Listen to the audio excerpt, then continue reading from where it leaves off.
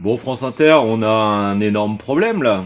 On a un énorme problème parce que chronique après chronique après chronique, en fait, il s'agit d'installer à tout prix le forcing de l'opinion publique française, d'essayer d'être soumise à un forçage de la représentation du réel au détriment de citoyens français qui ne méritent strictement absolument rien chronologiquement d'un tel traitement.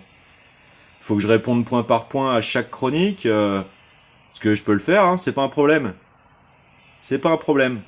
Alors déjà, vis-à-vis de l'histoire du Titanic, un an avant, il y a un roman qui est sorti, qui existe, qui racontait le fait que le Titanic allait trouver naufrage. Dans la même période, Nikola Tesla faisait des démonstrations d'automatisation des premiers sous-marins télécommandés avec une bassine qu'il a envoyé aller percuter la coque d'un navire pour montrer l'aboutissement de ces technologies. Aujourd'hui, on a des menaces de sous-marins dronisés miniatures MHD. Je dis ça, je dis rien.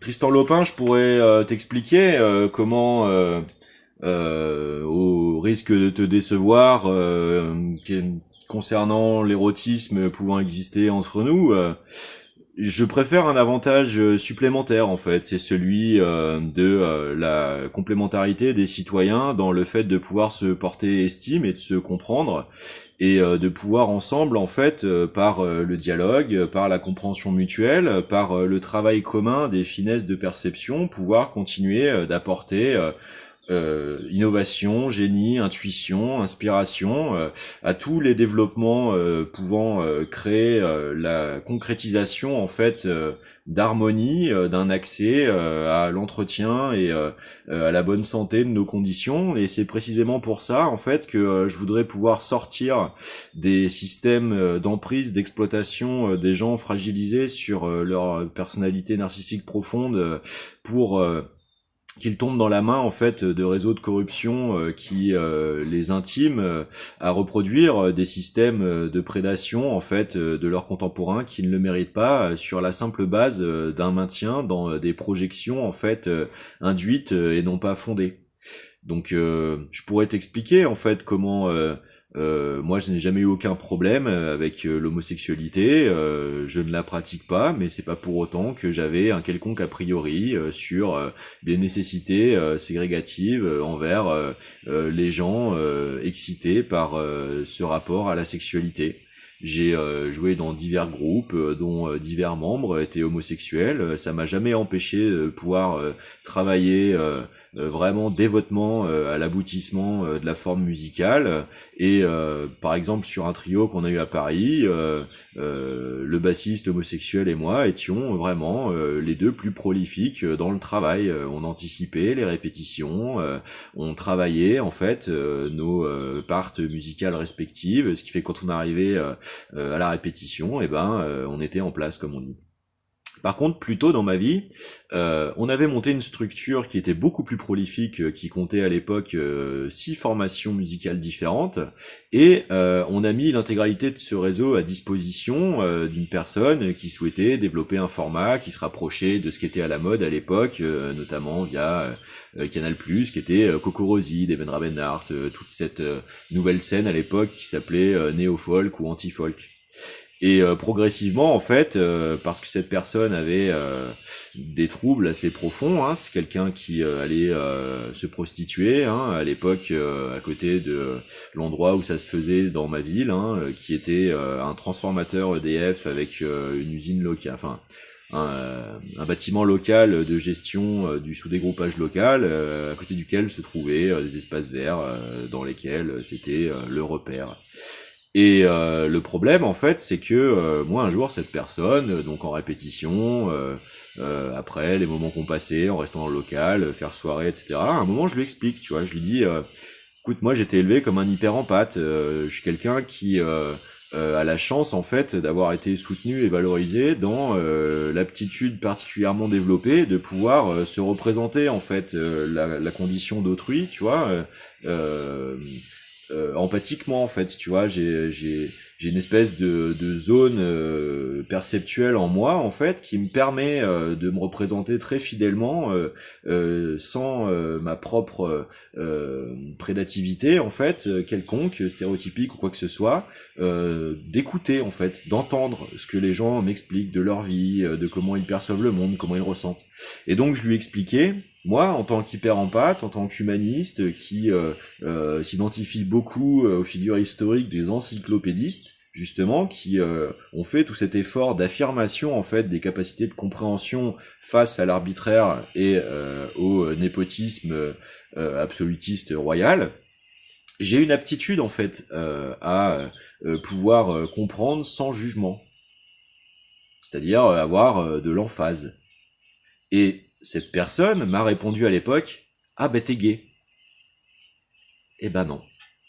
Et plus tard, quand j'ai compris qu'en fait, à force de vampirisation, en fait, vraiment monomaniaque, hein, tu vois, je finissais par employer l'expression diva du bon goût, hein, personne qui d'ailleurs mentait sur ses diplômes, réussissait à intégrer le milieu de l'art contemporain sans avoir obtenu ses diplômes précédents, a fait tout un chemin parce que a eu la chance de pouvoir aller à l'université de Miami et revenir, donc je pense plutôt en passant par les tricheries en fait financiaristes plus que le réel succès de développement local de travaux conséquents dans des ensembles d'efforts.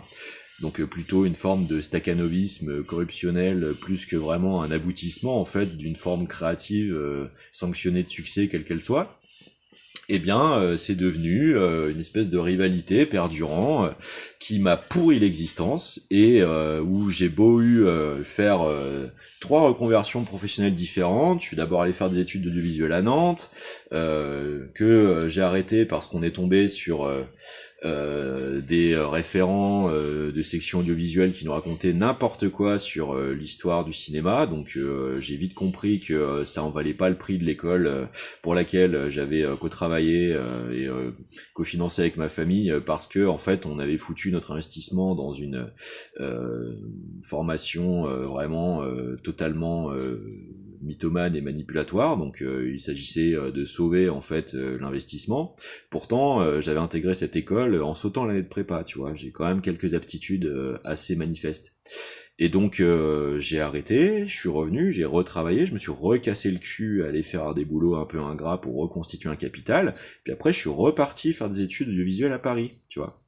Et en parallèle du coup de cette école qui coûtait beaucoup plus cher, du coup je faisais une vraie nuit tous les 3 jours en m'adonnant à tous les soutiens de projet que je pouvais pour faire un maximum en fait déjà de service à la création générale parce que c'est mon dada. Mais en plus pour maximiser le fait de faire comme une personne intelligente le plus de réseaux possible à l'occasion de se consacrer à construire ainsi sa vie. Donc je me suis retrouvé à aller faire du soutien technicien bénévole à tout un tas de projets de court-métrage, à des maquettes de groupe, je suis allé mixer dans des bars le soir pour valoriser le développement de scènes d'abord underground, puis du coup de la capacité de promotion d'artistes, j'ai fait un nombre de transferts de contacts à tous ces nouveaux contacts naissants et convergents à Paris, des anciens réseaux que j'avais pu commencer à bâtir pour créer toute une synergie en fait de professionnalisation à chaque fois que j'en ai eu l'occasion. Hein, j'ai permis à des jeunes potes rentrant chez Universal Music de pouvoir profiter du lancement d'un album de mes précédentes vies pour qu'ils se connectent ensemble et puissent du coup s'interprofessionnaliser mutuellement à l'occasion de ces projets-là, etc., etc. Mais j'ai systématiquement été rattrapé par des contacts venant en fait du réseau de cette personne-là, qui m'a systématiquement en fait attiré dans des projets qui semblaient en fait avoir été anticipativement mornés. Et tu vois, il y a un moment en fait quand ça fait 20 ans que ça dure, et ben tu vois, d'autant plus quand je continue en fait de mener ma vie à côté et d'essayer de prendre sur moi systématiquement pour reconstruire ma vie de zéro, alors que moi je suis la personne qui au final se fait spolier, se fait ostraciser, se fait médire, se fait diffamer, se fait harceler sur la base d'aucune putain de raison autre que ces troubles de la personnalité particulièrement toxiques qui me sont destinés et qui ne sont pas les miens. Il y a un moment en fait quand même dans ces efforts-là, je me retrouve encore affiché en place publique sur un système de systématisation en fait d'intégration d'une entreprise totalement diffamatoire sous couverture de soi-disant une liberté de plume d'écriture, alors que je sais très bien en fait si j'expose l'intégralité de l'affaire qu'il ne s'agit que d'un système de corruption, hein, et ben oui, ça me pose un problème. Oui, ça me pose un énorme problème. Et tu sais, en plus moi, j'avais pour projet en fait d'y revenir à faire carrière. Donc qu'est-ce qu'on fait en fait de la réalité de cet interceptionnalisme-là? Parce que on va quand même remettre les choses au clair. Alors, je t'explique. Et c'est pas contre toi, c'est juste pour rappeler ce qui est réellement notre culture en fait avant les petits individuismes comme ça qui se permettent en fait d'essayer d'organiser mafieusement la stigmatisation et la bouc émissarisation en fait de personnes qui ne le méritent certes absolument pas, mais qui en plus ont d'autres qualités et compétences que ces personnes n'ont pas, qui auraient pu servir beaucoup plus le commun dans une beaucoup plus grande diversité articulatoire en fait, d'autofinancement, de repromotion en plus de création et d'espace de bonheur en fait, d'accès au monde de la culture et du spectacle vivant, des intelligences stratégiques de développement technologique derrière, susceptibles de valoriser derrière des retombées économiques dans tout un tas de domaines corrélés, tu vois, agriculture, soins, en capacitation, médecine, recherche technologique d'avant-plan, soutien des programmes internationaux de développement, etc., etc. Parce que c'est ça qui est massacré en cours de route et qui dessert en fait le commun français. Tu vois? Alors, préambule de la Constitution française, hein, 30 articles. C'est pas la mer à boire, j'ai dit la même chose à Renaud Camus. Article 1. Tous les êtres humains naissent libres et égaux. Article 2. Toute personne doit être protégée contre la discrimination, indépendamment de son origine ethnique, de sa couleur de peau, de son genre, de sa langue, de sa religion, de ses opinions politiques, et de son lieu de naissance. Ce à quoi s'ajoute l'article 5 de la Constitution. Personne ne peut être inquiété et a droit d'avoir accès au travail, indépendamment de ses opinions politiques, religieuses, etc., etc. On n'y est pas du tout là, les gars. On n'y est pas du tout. Article 3. Tout individu a droit à la vie, à la liberté et à la sûreté de sa personne. Donc quand il est fait systématiquement le relais manipulatoire, diffamatoire en fait de la bonne représentation de la réalité, de la complexité des successions d'opérations psy interceptives lors de l'opportunité de mon accès à l'emploi exploitationnellement parlant, pour essayer en fait de me contraindre à vivre la tentative d'intensification de ma charge mentale dans le but prémédité ensuite d'exploiter mes éventuels pétages de plomb ou ruptures de fusible. Eh bien je suis désolé, c'est contraire à la loi. Donc si je me lance en procédure, c'est chaud les gars, vraiment c'est chaud. Article 4. Nul ne sera tenu en esclavage ni en servitude. Voilà, donc si tu veux, quand normalement en fait votre devoir d'assistance pour la défense des droits des autres personnes, hein, qui est l'article 29 de ce même préambule de la Constitution, toute personne a des devoirs envers la communauté en vue d'assurer la reconnaissance et le respect des droits et libertés d'autrui. Alors je t'explique. Si je me précipite pas en fait à monter à Paris, saisir l'extraordinaire chance que j'ai d'avoir toute une équipe occupée à mon lancement sans aucune forme de prise de contact préalable, mais dont je suis obligé de protéger les coordinations d'interventionnisme dans mes propres efforts personnels d'intégration socio-professionnelle dans X ou X boîtes, hein, chose que je peux factuellement particulièrement démontrer, hein, c'est parce que préalablement en fait par l'exploitation d'une mise en difficulté totalement artificielle de mon dossier routier depuis que j'ai commencé à combattre tel que le devoir constitutionnel me l'imposait encore le sarkozysme, eh bien je me suis retrouvé à devoir essuyer pendant 20 ans un trésor public qui est venu jusqu'à tenter de me réclamer plus de 15 000 euros. Tu fais comment en fait pour construire ta vie à peine 20-22 ans quand déjà t'es obligé d'abandonner tout ce que t'as construit dans ton adolescence sur des motifs complètement fallacieux et que tu fais quand même l'effort de recommencer ta vie dans le monde professionnel, productif, ouvrier, hein, et que tu gagnes des salaires où tu montes à peine à plus de 2000-2200 euros parce que tu fais des reconversions professionnelles qui en plus elles aussi interceptées se passent plutôt suspectamment. Hein. Je suis une personne qui est obligée d'éclater son poste à souder par terre le jour de l'examen parce qu'en la passant au débitmètre, au lieu de sortir les 14 litres secondes de flux de gaz attendu, ne sortait que 6. On a essayé de me faire passer mon examen là-dessus. C'est parce que j'ai osé exploser le matériel pour finir l'examen sur un autre poste que j'ai pu obtenir en fait mon diplôme. Et ça, et tout un tas d'autres choses, hein. On m'intimait de garer la moto que je conduisais en dehors du périmètre du CFA parce que il ne fallait pas donner envie aux jeunes de 16 ans de venir monter dessus pendant la pause. Je veux dire, non mais on nage en plein délire, tu vois. Et les professeurs qui organisaient ça s'appelaient Cécile Cap, hein, et nous sortaient des phrases alors que ce mec est payé par des gens qui mobilisent en fait leur compte CPF pour pouvoir essayer de s'en sortir dans la vie. Je me suis retrouvé dans une section où on était 8 ou 9, il y en avait 3 qui avaient 20 ans, qui avaient des gamins. Bah ouais, ils essayaient de s'en sortir dans la vie, tu vois. Et on tombait sur un mec qui nous disait oui, ouais, de toute façon, c'est des filières à cassos, voilà. Bon, tu vois, ce genre de gens, c'est pareil, hein, s'ils ont pas envie de défendre l'avantage de la culture française ou d'avoir un rapport empathique, en fait, au fait d'apprendre des savoir-faire à des gens, qu'est-ce qu'ils foutent dans l'enseignement, en fait. Parce que nous, on n'a pas à en faire les frais, en fait, quand on essaie de survivre. D'autant plus quand on est des citoyens exemplaires, en fait, de la défense des droits des autres, et que c'est par ces systèmes mafieux, corruptionnels, en fait, de tentatives ingérantes de capture de notre pays qu'on se fait massacrer par sur le marché. Tu veux que je t'explique les harcèlements qui sont faits autour des gens de ma famille? J'ai un neveu qui a été menacé de mort dans une école. D'accord? J'ai toute la corruption d'un système audiovisuel qui est systématiquement depuis 15 ans de nous faire passer pour les dernières débuses. Si on t'appliquait le 10e du même traitement, comment est-ce que tu penses que ta sensibilité vivrait la chose? Bon. Article 5. Nul ne sera soumis à la torture. Donc je rappelle que la torture psychologique est considérée comme de la torture blanche. Hein. Je dis ça, je dis rien. Article 6. Chacun a le droit à la reconnaissance de sa personne juridique. Voilà. Donc moi je vois pas pourquoi, à chaque fois que j'essayais de faire recours pour faire remonter la normalité de mon dossier routier, je vis localement obstruction par tout moyen possible. Parce que c'est ce qui s'est passé.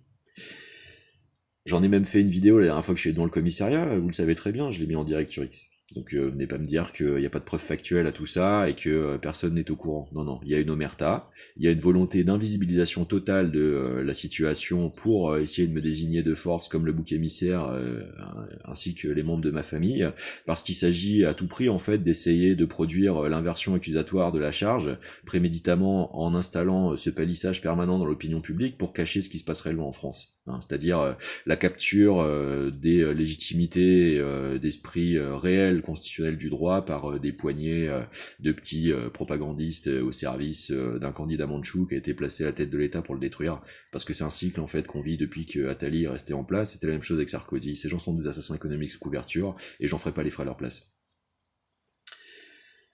Alors, article 7. Nous sommes tous égaux devant la loi. Et oui, c'est pour ça que ma lutte finit par pouvoir faire juger Nicolas Sarkozy, et encore que partiellement sur l'immensité de l'intégralité des affaires que ce Pinocchio a été missionné de faire contre notre pays. Article 8. Toute personne a le droit de recourir à la justice. Et oui. Et quand on essaye, on tombe sur des baronnies locales qui visiblement ont pré-palissé l'intégralité du bon suivi des affaires pour essayer de nous faire croire que le problème viendrait de nous. Article 9. Nul ne peut être arbitrairement arrêté, détenu ni exilé.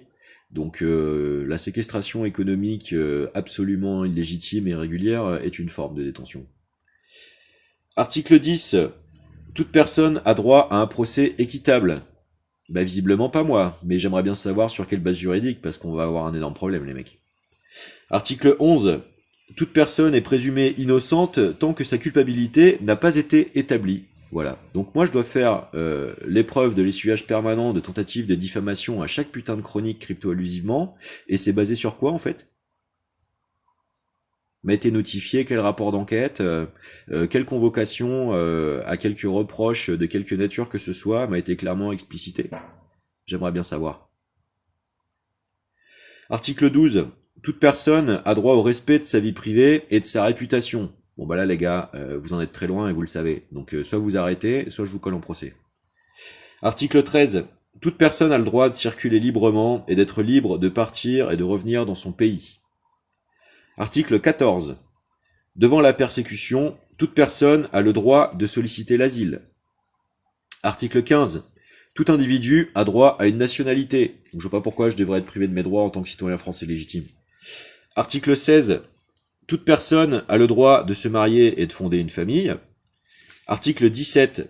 Toute personne a droit à la propriété. Article 18. Toute personne a droit à la liberté de pensée, de conscience et de religion. Apparemment, pas du goût de Nagui. Bon, j'aimerais bien savoir pourquoi. Article 19. Toute personne a droit à la liberté d'opinion et d'expression. Eh oui. Mais peut-être encore faudrait-il que ce droit soit réellement valorisé par des tentatives d'Agentour qui essaient de réduire le champ de l'expression publique à un chantage systématique d'invisibilisation, à la tentative d'érection de technodominions cyberfascistes, néogénocidaires, suprémacistes, parce que obsédés par la culture apartheidiste de la tentative d'imposition d'une domination mondiale, et prenant donc l'esprit du droit français pour cible, car rempart réellement solide en fait à de telles dénaturations de la perception du réel à cause de problématiques épiphénoménologiques sociopathiques, reproductives, héréditaires, d'un sectarisme absolument dégénérescent. Article 10. Toute personne a droit à la liberté de réunion et d'association pacifique. Article 20, pardon. Article 21. Toute personne a le droit de prendre part aux affaires publiques et d'accéder dans les conditions d'égalité aux fonctions publiques dans son pays. Donc pourquoi est-ce qu'un système cherche systématiquement à décrédibiliser en fait la moindre de mes actions publiques si il est bien conscient en fait de la vertu de ce droit fondamental à notre constitution? Parce que là aussi j'aimerais comprendre. Article 22. Toute personne a droit à la sécurité sociale. Donc moi en 2013, quand je reviens et que je commence à avoir tout cet acharnement en fait administratif, c'est très simple. J'arrive en 2013 donc la nécessité d'avoir dû exposer le fait de m'être retrouvé dans l'affaire du financement illégal de campagne de Nicolas Sarkozy à l'occasion de mon stage en tant que technicien chez BFM et me retrouver chez Ziad Takieddine pour la première interview exclusive par Hôtel Krief de cette personne et donc de tout ce qui est sorti à cette occasion, et donc dans mon devoir constitutionnel de le signaler, de le faire remonter, ce que j'ai fait. En 2013, du coup, je reviens en Charente-Maritime, puisque, bizarrement, tous mes contacts et projets de mon intégration professionnelle dans l'audiovisuel qui pourtant passaient très bien, j'étais embauché par le plus gros groupe audiovisuel du monde un mois avant mon diplôme, j'avais aussi des entrées pour devenir troisième assistant combo dans le tournage d'une télésérie préachetée par une très grosse boîte de prod, et j'étais en train de transformer en fait le fait d'avoir fait la première saison en stagiaire en titularisation. Bon, et tout ça commence subitement à connaître des attaques bizarres, au point que un des techniciens reconnus, installé dans le métier depuis longue date, à un moment sur le tournage, vient lui-même me voir et me dit bon, et t'as besoin d'un coup de main avec les sorcières là? Et c'est moi qui dis non parce que non, j'ai pas envie de rentrer dans un conflit comme ça, y a pas de réelle raison, voilà. Mais c'est clairement ce qui m'a été proposé en temps et en heure, et c'est la stricte vérité. Donc je reviens en 2013, je me retrouve du coup au moment du fait de me faire une hernie discale, puisque j'avais été obligé de retourner faire une saison agricole pour pallier à l'urgence en fait financière de ma situation, et vu que il y avait le choc psychologique en fait de commencer à certainement devoir accepter de comprendre que malgré un coût exorbitant d'études, cette carrière avait certainement été massacrée en fait par le fait de s'être retrouvé par vertu et aptitude technique et compétences professionnelles professionnel d'une ascension rapide à ses moyens, eh bien qu'il allait falloir s'asseoir dessus, puisque c'est comme ça que ça marche dans ce pays complètement parasitable par des systèmes mafieux. On comprenait que je commençais à aller certainement être blacklisté. Et donc le choc psychologique a commencé à produire un vrai conflit familial, et donc je me suis retrouvé à devoir aller vivre là où j'avais l'immédiateté de pouvoir trouver un point de chute. Et donc je me suis retrouvé à aller faire ce premier mois de saison agricole, sans budget, sans rien du tout, en devant bouffer des pommes au boulot, et en réussissant à m'acheter une baguette ou deux de pain de temps en temps quand j'arrivais à trouver un peu de monnaie. Donc je me suis fait une hernie discale au boulot avec le fait de la combinatoire de tout ce stress induit, de stress nutritionnel, psychologique, d'un environnement professionnel pas forcément sain avec les traitements sur les arboricultures, etc. Et le port de charges lourdes, et donc hernie discale. Et à ce moment-là, comme par hasard, administrativement, je me retrouve avec, à l'occasion du passage à la numérisation de toutes ces institutions, avec des doublons, des triplés, dans tous les secteurs institutionnels avec lesquels je devais avoir interaction, MSA, CAF, sécurité sociale.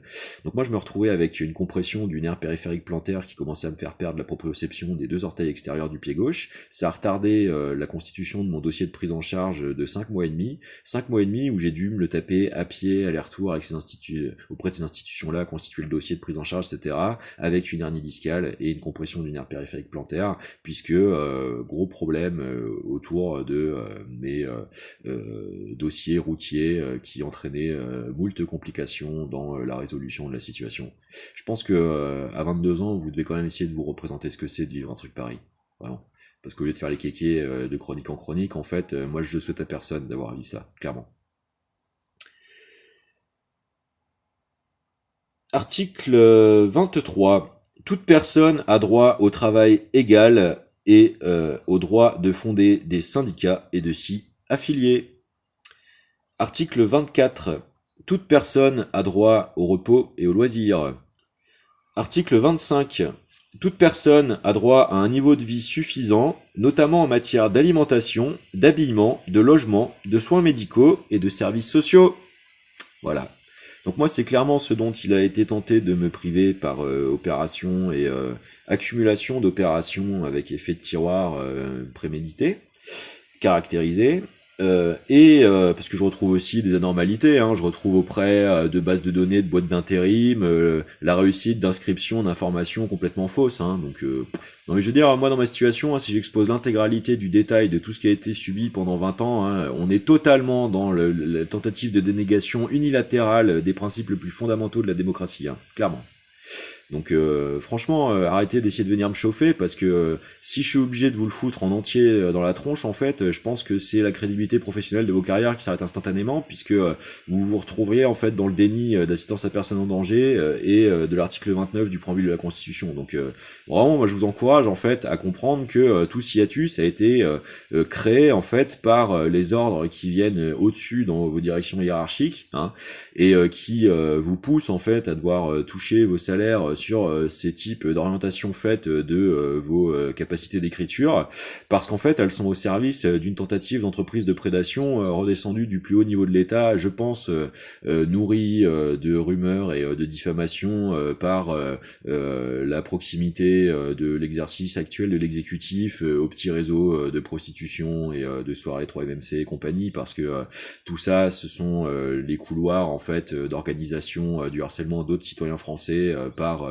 des systèmes en fait d'entretien de délire projectif stéréotypique liés aux troubles identitaires narcissiques profonds de la personnalité, à l'entre-soi mafieux et à l'acharnement à affirmer des dynamiques de suprémacisation, d'hypercommunautarisme qui sont complètement incompatibles en fait avec la complexité plus grande défendue par la Constitution. Donc comme je vous le dis, moi mon objectif c'est pas de détruire les carrières et les vies de qui que ce soit en fait, c'est juste de maintenir l'équilibre des droits pour chacun en fait, parce que moi je suis désolé, ma situation est un témoignage complet de la tentative de leurs atteintes. Donc non, ça me va pas, ça m'ira pas.